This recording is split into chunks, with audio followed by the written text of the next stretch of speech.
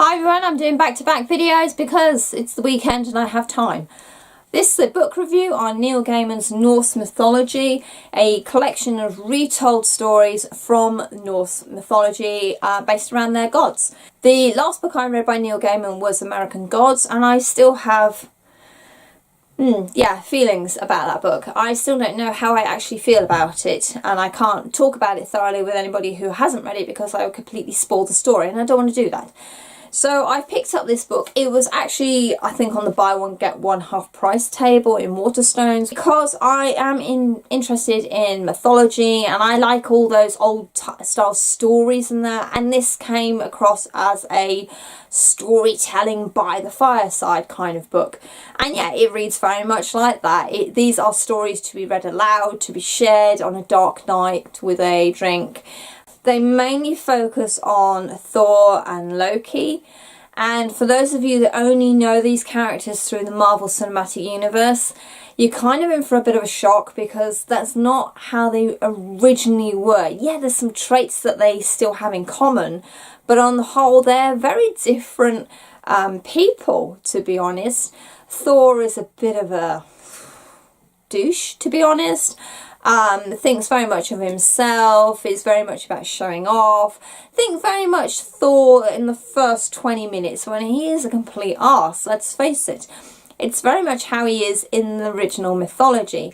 Loki is a lot more complex, and I would say he's slightly more, not evil, that's not quite the word I want to use, but he's a lot more out for himself, what mischief he can get away with, and he's a lot less subtle about it as well. It's kind of like, well, what can I do to cause some fun, get people into trouble? Oh, it doesn't matter if anybody gets killed. He's very much that kind of person in the mythology, but he's very likeable still, and I think a lot of what Tom Hiddleston has brought from that original mythology is in his performance.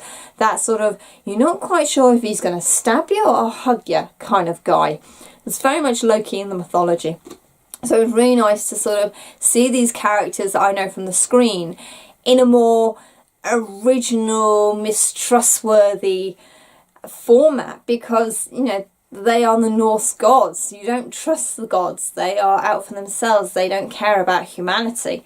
And it's a common theme through a lot of mythology, particularly the Greek. And so the stories very much reflects that. And I think Neil Gaiman's done a really good job of blending different sources and stories that he's come across to create like his own version of the stories. They're very enjoyable. I have to say the Master Builder has probably got the best twist to it, and you'll never look at Loki or Tom Hiddleston in quite the same light again. Freya's Unusual Wedding is also very, very funny, and if Disney ever get around to doing short stories of Thor and Loki in their younger days, that's one episode I would really love to watch. Thor wakes up and his hammer has been nicked. He seems to have quite an obsession with his hammer. I don't know if it's substituting for a part of his anatomy or something, but he's very attached to his hammer. And it turns out the trolls have nicked it because they want the hand of marriage of Freya, who's the most beautiful of all the gods. And so Loki and Thor come up with this great idea where Thor impersonates Freya. It's hilarious.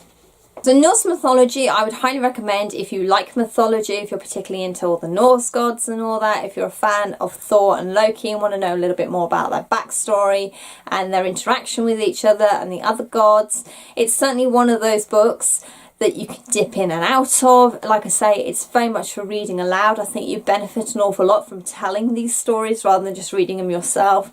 And because it's a short story collection, you can dip in and out and pick which ones are your favourites. So there you go. Have you read Norse Mythology? It's been out a little while now, so I kind of expect a lot of people to already be aware of this book.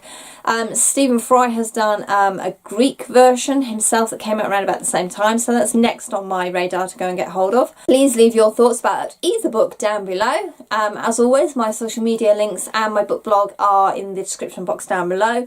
I've done a more detailed review on this book on my book blog already, so if you want more ramblings from me, go and check that out. And as always, there was a small Booktuber down in the description box. Please go and check them out. As always, thank you very much for watching and happy reading. Bye.